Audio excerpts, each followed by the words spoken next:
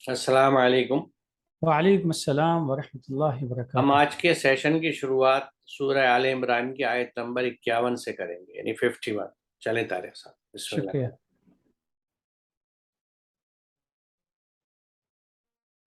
औज़ुबिल्लाहि मिनश्शैतानिर्रजीम, बिस्मिल्लाहिर्रहमानिर्रहीम।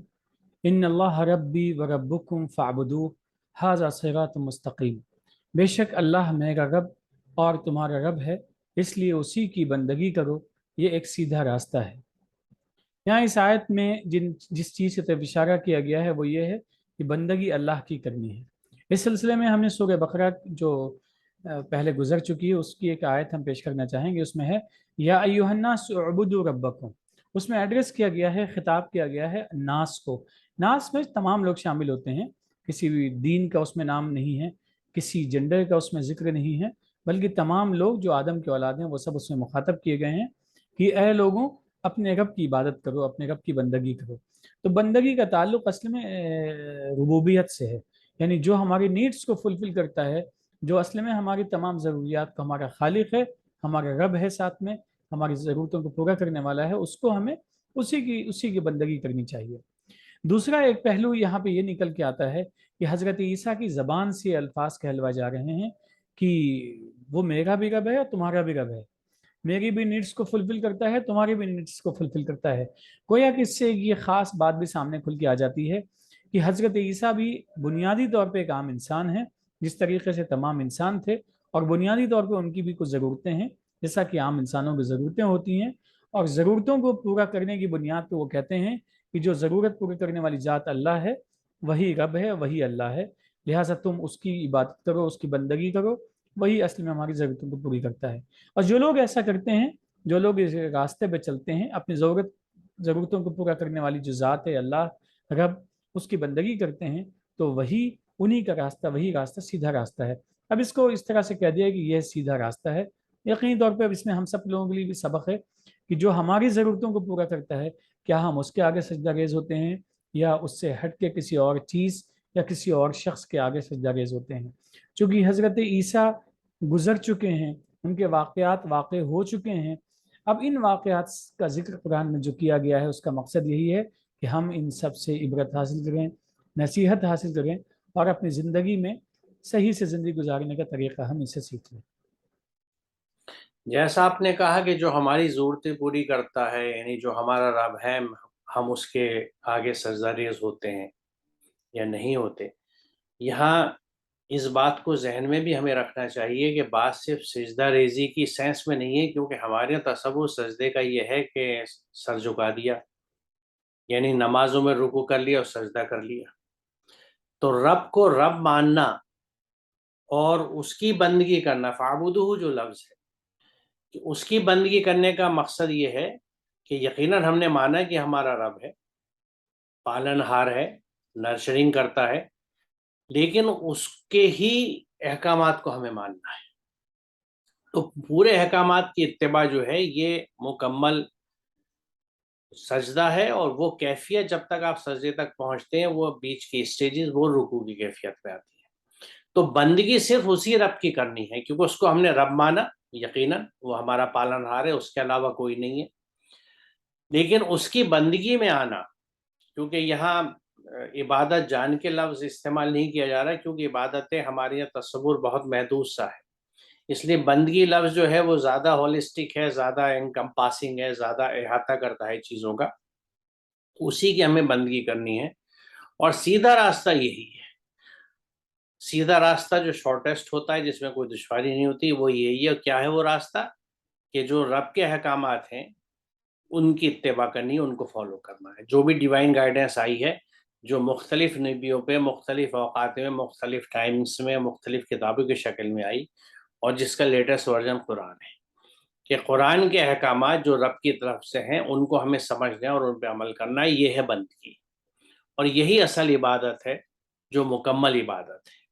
कुछ अहकामात की इत्तिबा करी, यकीनन वो भी इबादत है, लेकिन जिन अहकामात पे आपने इत्तिबा नहीं करी, जिनको नहीं समझा, जिन पे अमल नहीं किया, तो वो इबादत मिसिंग है, वांटिंग है, उसकी कमी महसूस होती है, और उसके नताइज भी वो नहीं आएंगे।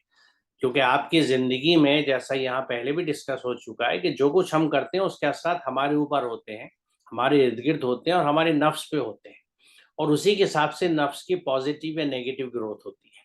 تو جتنے اللہ کے احکامات کے حساب سے ہم کام کرتے ہیں، وہ ہماری زندگی کی کسی بھی اسفیئر کے ہوں، اگر وہ اللہ کے احکامات کے حساب سے ہیں تو اس سے ہمارے نفس کے اوپر پازیٹیو اثر پڑتا ہے، اس کی پازیٹیو گروتھ ہوتی ہے، ہماری شخصیت کی بھی گروتھ ہوتی ہے، اور ہم رفتہ رفتہ اس قلب سلیم کی طرف بڑھتے چلے جاتے ہیں جو کہ مطلوبہ ہے، which is desirable، کہ ہمارا وہ ہارٹ ہو، وہ دل ہو جو ٹوٹلی سبمٹڈ ہو اللہ کے احکامات کے آگے۔ چلیے آگے چلتے ہیں۔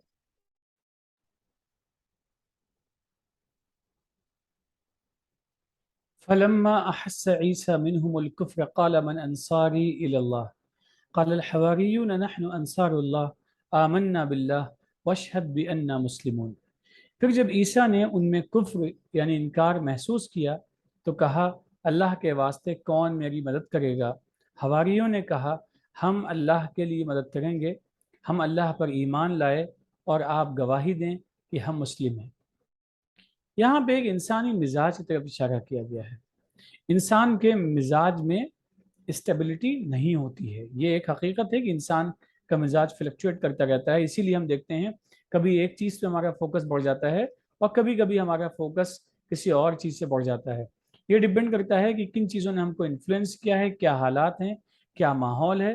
ان تمام فیکٹرز، ان تمام وجوہات کی بنیاد پہ ہماری توجہ اور ہمارا فوکس گھٹتا اور بڑھتا رہتا ہے۔ اسی قسم کی شکایت کا شکار یہ سب بھی ہوئے تھے جن کو ہم حواری کہتے ہیں، یعنی حضرت عیسیٰ کے جو کمپینین تھے، ساتھی تھے، اصحاب تھے، ان کے ہاں بھی کچھ حضرت عیسیٰ کو محسوس ہوا کہ فلکچویشن ہے ان کے ایمان میں کہہ سکتے ہیں، یا ان کے لگاؤ میں، ان کے اٹیچمنٹ میں۔ تو انہوں نے بڑی کھل کے پوچھا بھائی کوئی پریشانی ہے، کوئی دقت ہے، کہ ہماری مدد کرنے والا کون ہے؟ ان سب نے مکمل طریقے سے پھر اپنی زبان سے اعتراف کیا کہ ہم سب لوگ اللہ کے لیے مسلمان ہیں، کیونکہ ہم سب نے اللہ پر ہم نے ایمان قبول کیا ہے۔ ابھی جو آخری لفظ ہے وَأَشْهَدُ بِأَنَّا مُسْلِمُونَ، اس پہ انہوں نے اپنی بات کو مکمل کیا یہاں پہ، حالانکہ بات مکمل ابھی آگے اور ہوگی۔ یہاں وہ کہتے ہیں کہ ہم مسلمان ہیں۔ تو گویا اس مزاج کے تحت جب حضرت عیسیٰ کو کچھ محسوس ہوا کہ یہاں ان کے یہاں کچھ کمی ہو رہی ہے، ان کی جو پرفارمنس ہے ڈیلی، اللہ کے نے جو ان کو ذمہ داری دی حضرت عیسیٰ کو، اس ذمہ داری کی تکمیل میں ان کی مدد میں کچھ نقص پایا جا رہا ہے، کچھ کمی پائی جا رہی ہے، تو اسی لیے انہوں نے ان سے سوال کیا، اور اس کے جواب میں انہوں نے بڑی وضاحت کے ساتھ میں کہا کہ ہم سب لوگ ایمان بھی لائے ہیں اور ہم سب لوگ مسلم بھی ہیں۔ اس وقت جو بھی حضرت عیسیٰ کی قوم تھی اس کے بارے میں ایک پرسیپشن حضرت عیسیٰ کا یہ یہاں بتایا گیا ہے کہ ان کے اندر جب انہوں نے یہ چیز محسوس کری، جیسا آپ نے کہا کہ وہ کسی چیزوں کے لیے انکار کرتے ہیں یا کچھ چیزوں کو پیچھے ڈال رہے ہیں، ان پہ عمل نہیں کر رہے، کیونکہ نبی موجود تھا اس وقت اور وہ دیکھ رہا تھا کہ میری قوم کیا کر رہی ہے۔ تو وہاں جب انہوں نے یہ سوال کیا کہ اللہ کے واسطے کون میری مدد کرے گا، تو حواریوں نے کہا ہم اللہ کے لیے مدد کریں گے۔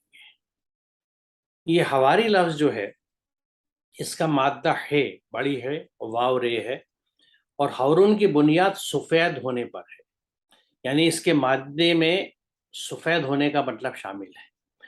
حضرت عیسیٰ کے ساتھیوں کو جو کلوز تھے ان کو الحواریون اس لیے کہا جاتا ہے کیونکہ غالباً چونکہ ان کے دل و دماغ صاف تھے، کیونکہ جو سفید ہوتا ہے اس پہ کوئی داغ دھبا نہیں ہوتا، تو وہ ہر طرح کے داغوں سے صاف تھے، اس وجہ سے ان کو حواری کہا جاتا ہے۔ کچھ لوگوں کا یہ بھی گمان ہے کہ ان کا جو پروفیشن تھا وہ دھوبیوں کا تھا، اس وجہ سے ان کو کہا جاتا ہے، لیکن اقرب یعنی زیادہ بہتر یہ بات سمجھ میں آتی ہے کہ کیونکہ جب یہ یعنی اس وقت کے نبی کے مقربین میں سے تھے، قریب والوں میں سے تھے، تو نیچرلی ایمان پہ مضبوطی سے ڈٹے ہوئے تھے، اور اس کی وجہ سے جو اصلاح ان کے اندر ہو گئی تھی، جس کی بات ابھی ہوئی، ان کی نفس کی، ان کی شخصیت کی، تو اس سے ان کے جو داغ تھے، جو خرابیاں تھیں، جو کمیاں تھیں، جس کو اسلام پہ عمل کر کے ہم پورا کر لیتے ہیں، وہ دور ہو چکی تھیں، تو ایک طرح سے وہ اجلے دھلے ہوئے صاف شفاف تھے، ظاہری طور سے بھی اور باطنی طور سے بھی، اس وجہ سے ان کو حواری کہا جاتا ہے۔ تو اس کے بعد انہوں نے اس بات کی وضاحت کری کہ ہم اللہ پر ایمان لائے اور آپ گواہی دیں کہ ہم مسلم ہیں۔ تو یہاں یہ جو ان کے سفید ہونے کا اور داغوں سے دور ہونے کا عمل جو ہے، یہ جو پروسیس ہے، یہ اسی اسلام کا حصہ ہے جس پر عمل کر کے ہم مسلم ہوتے ہیں۔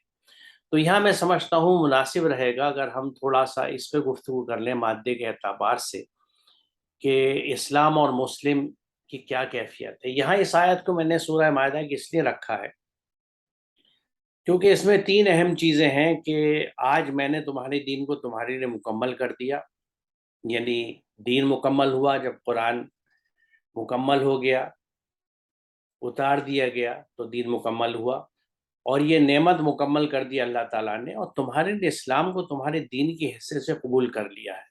وَرَضِيتُ کا لفظ آیا ہے، یعنی اللہ تعالیٰ کی رضا یعنی اپروول اس میں شامل ہے۔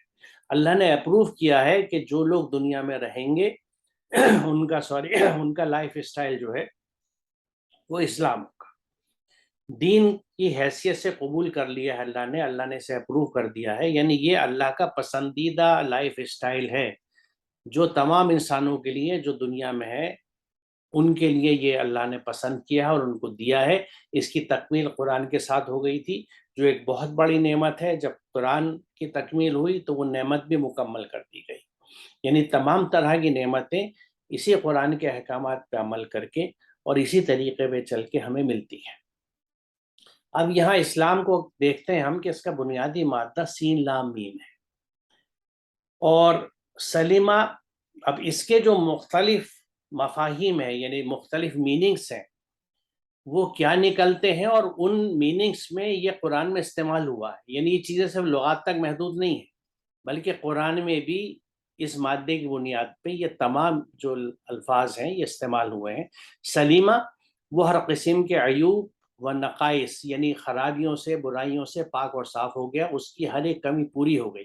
سورہ بقرہ میں بنی اسرائیل کی گائے کے متعلق یہی بات ہے کہ مسلمۃ لا شیاۃ فیہا، وہ جسمانی نقائص سے پاک اور بالکل بے داغ ہے، یعنی وہاں جب گائے کے سلسلے میں وہ پوچھتے ہیں بنی اسرائیل تو یہ کہا جاتا ہے کہ وہ بالکل، یعنی اس میں کوئی داغ نہیں ہوگا، اس میں کوئی خرابی نہیں ہوگی، کوئی عیب نہیں ہوگا، عیب سے پاک ہوگی، داغوں سے پاک ہوگی۔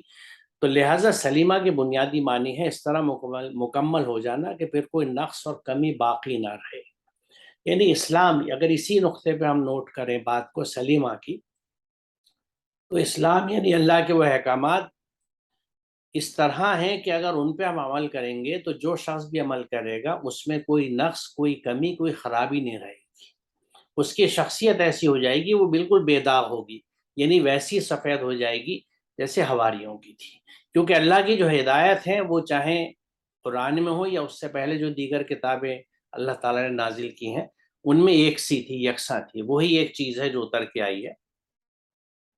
اس مادے کے اس مادے کے دوسرے بنیادی معنی ہے ہر قسم کی آفات، خطرات اور حوادث سے محفوظ رہنا، یعنی کسی بھی طرح کی جو پرابلمس ہیں، حادثے ہیں، ان سے محفوظ رہتا ہے انسان۔ قرآن کریم میں اللہ کا ایک نام السلام بھی آیا ہے، سلام اسے کہتے ہیں جس سے دوسری چیزیں سلامتی حاصل کریں۔ اللہ کا نام سلام اسی لیے ہے کہ اس نے تمام مخلوق کو انتشار سے یعنی کیوس سے محفوظ رکھا ہے، کسی طرح کا کیوس نہیں پایا جاتا ہمیں، اور اس کا نظام نہایت حفاظت سے چل رہا ہے، ایک پرفیکٹ بیلنس سسٹم ہے پوری کائنات میں جو چلتا ہے۔ لہٰذا سلام کے معنی ہے آفت اور مصیبتوں سے محفوظ رہنا، یعنی اسلام کی جو تعلیمات ہیں، جو اللہ کے احکامات ہیں، اس پہ جب ہم عمل کرتے ہیں تو آفت اور مصیبتوں سے بھی محفوظ رہتے ہیں۔ تو اس سے ہم یہ بھی سمجھ سکتے ہیں اور کہہ سکتے ہیں کہ جب آفتیں اور مصیبتیں ہمارے اوپر زیادہ آئیں تو اس کا مطلب ہے ہم اسلام کی روش سے ہٹ گئے ہیں، اسلام کی ڈگر سے ہٹ گئے ہیں، ہماری افراد میں اور سماج میں وہ کام، وہ کیفیتیں نہیں ہیں، وہ چیزیں نہیں ہیں جس سے ہم ان آفات سے محفوظ رہتے ہیں۔ السلم و سیڑھی کو کہتے ہیں، یعنی کسی بلندی تک پہنچنے کا قابل اعتماد اور محفوظ ذریعہ۔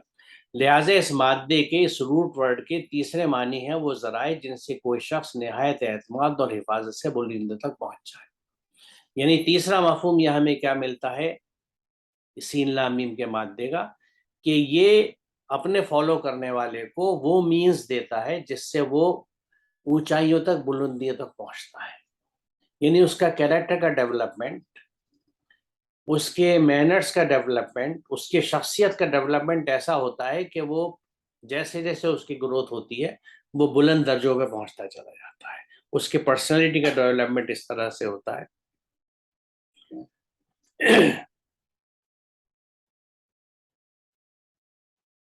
السلم کے معنی ہے صلح اور صفائی کے ساتھ رہنے والا. السلم کہتے ہی صلح کے ہیں، لہٰذا اس مادے کے چوتھی معنی ہے خود بھی امن و سلامتی سے رہنا اور دنیا میں بھی امن و سلامتی قائم رکھنا. تسلامت الخیل کے معنی ہوتے ہیں گھوڑوں کا ایک ساتھ چلنا اور کسی گھوڑے کا ایسی حرکت نہ کرنا جس سے دوسرے گھوڑے بدک جائیں یا مشتعل ہو جائیں. اس سے اسلامی معاشرے کا صحیح تصور سامنے آتا ہے. یا صلح اور صفائی کے ساتھ رہنے والے کی مثال جو ہے وہ ایسی دی گئی ہے کہ اگر ایک گھوڑوں کا گروپ چل رہا ہو تو اس میں کوئی گھوڑا ایسی حرکت نہیں کرتا کہ جس سے دوسرا جو ہے وہ بدک جائے. یعنی ہر ایک اس بات کا خیال رکھتا ہے کہ اس کے کسی بات سے، اس کے کسی کام سے دوسرے کو ہرٹ نہ پہنچے.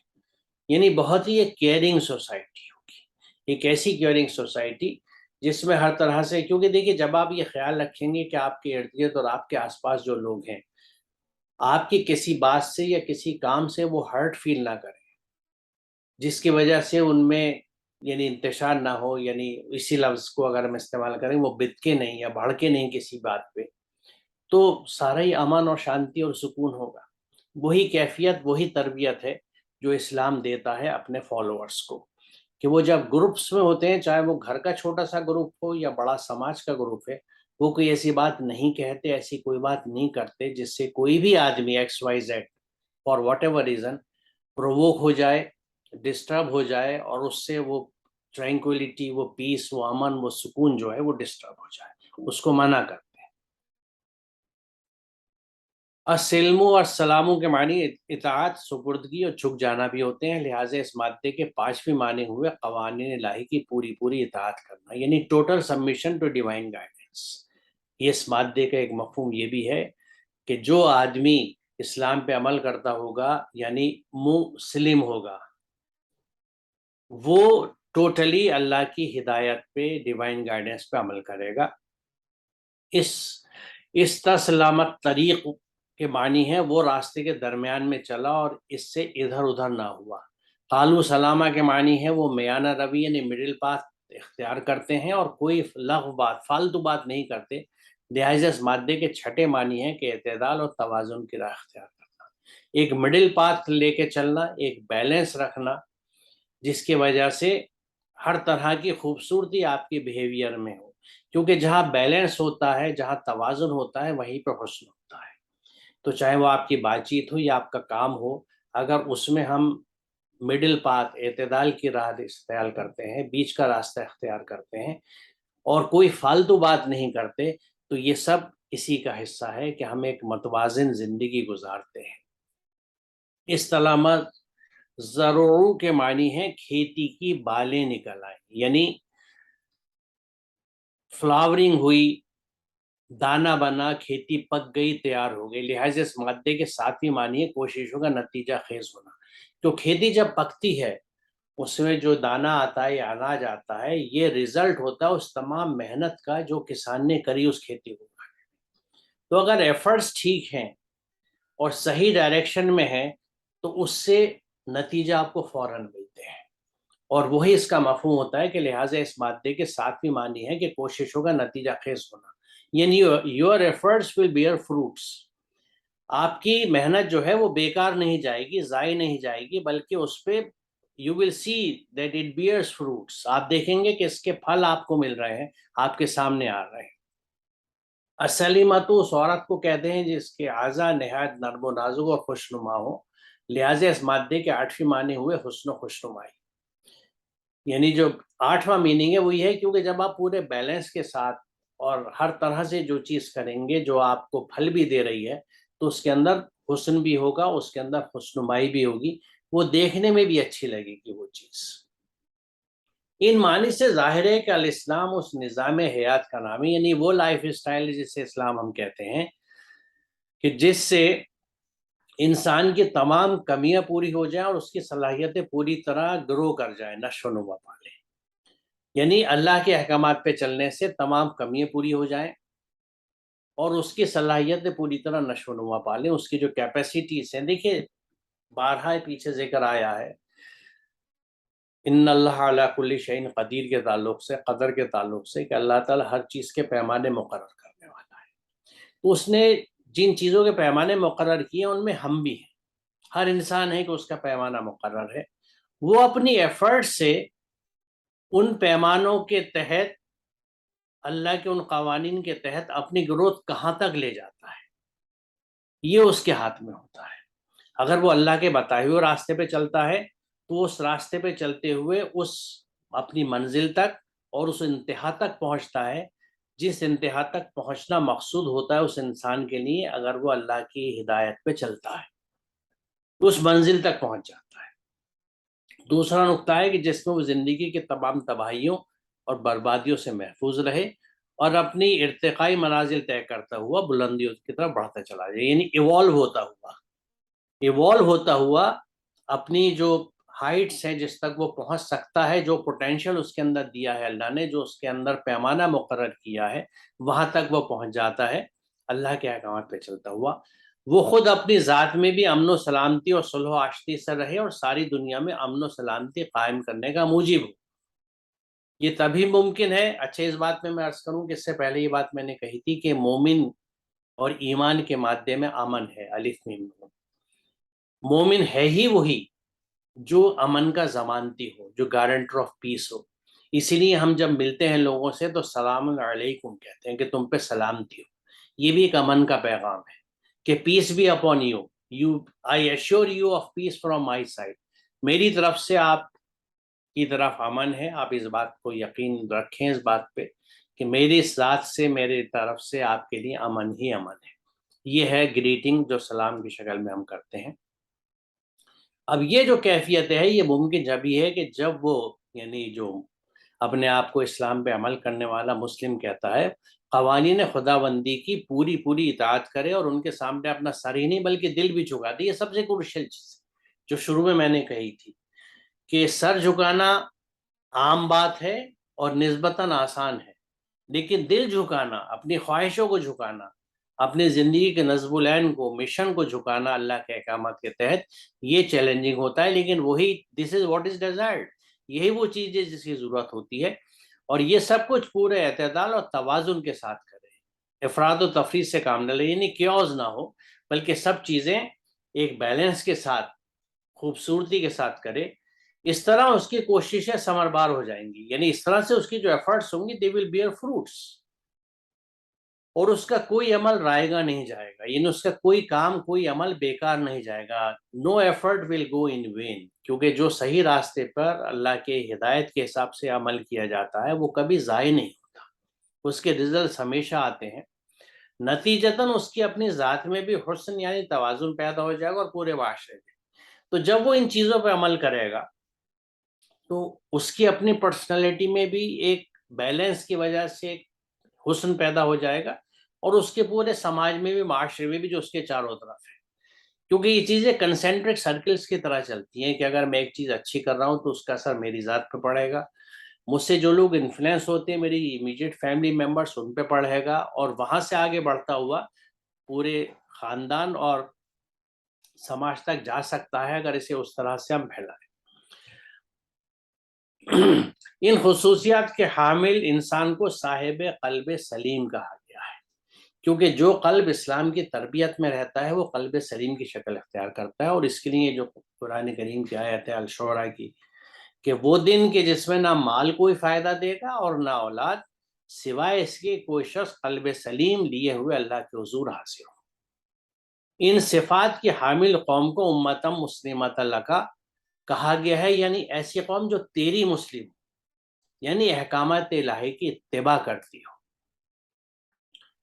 تو یہاں پہ یہ میں نے تفصیل اس لیے رکھی کہ مسلم کے اس لفظ کو سمجھ آنا ضروری ہے کہ ہمارا جو کنسیپٹ ہے مسلم ہونے کا یا مسلمان ہونے کا، کہ مسلمان گھر میں پیدا ہو گیا، میرا نام اسلامی رکھ دیا گیا، پیدا ہوا، میرے کان میں اذان دے دی گئی، اور اس کے بعد جو کچھ ریچول سے مجھے سکھا دیے گئے تو میں مسلمان ہو گیا، میں مسلم ہو گیا اپنے آپ کو.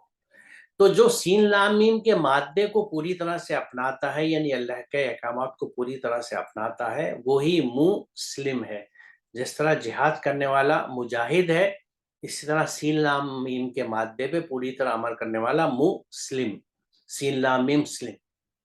تو یہ کنسیپٹ سمجھنا اس لیے ضروری ہے کہ جب تک ہم اللہ کے قوانین کو پوری طرح سے ان ٹوٹیلٹی سمجھتے نہیں ہیں اور ان پہ عمل نہیں کرتے، ہمارا مسلم ہونے کا پروسیس تو شروع ہو سکتا ہے لیکن وہ تکمیل نہیں ہوتی اس کی، کیونکہ یہ تکمیل جب ہوگی جب ہم اسلام کے اوپر عمل کرتے ہوئے اپنی عمر کے ہر حصے میں، اپنی زندگی کے ہر شعبے میں اپنی آخری عمر تک پہنچتے ہیں، جس کو قرآن میں اس طرح کہا جاتا ہے کہ دیکھو تمہیں موت نہ آئے کہ تم مسلم ہو۔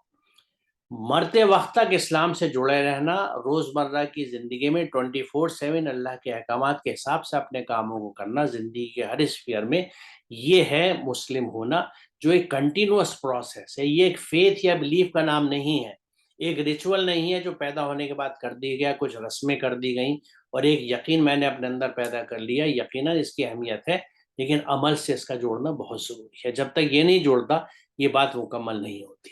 تو میں نے یہاں پہ اس بات کی وضاحت اسی وجہ سے کری کہ ہمیں اس بات کا اندازہ رہے کہ جب مسلم ہونے کی بات ہے، یا جب یہ حوارین جو ہے حضرت عیسیٰ کے قریبی ساتھی جب یہ کہتے ہیں کہ ہم اللہ پر ایمان لائے اور آپ گواہی دیں کہ ہم مسلم ہیں، تو وہ یقیناً اس طرح سے اسلام کے اللہ کے دیے ہوئے احکامات پہ پوری طرح سے عمل کرتے ہیں، اور یہ احکامات چونکہ ایک سے تھے تو اس لیے ان کے ہاں بھی وہی احکامات تھے جو آگے ہمارے ہاں آئے، اور ان کو مکمل اللہ تعالیٰ نے اس کتاب پہ کیا۔ میرے خیال میں طارق صاحب یہاں رک جائیں آج۔ جی یہاں رک جاتے ہیں، اور مسلم کے تعلق سے جو وضاحت آپ نے کی یقیناً بہت اہم ہے۔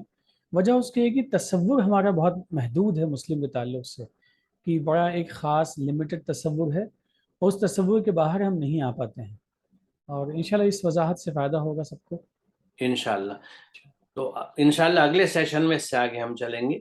وآخر دعوانا الحمدللہ رب العالمین۔ السلام علیکم۔ وعلیکم السلام۔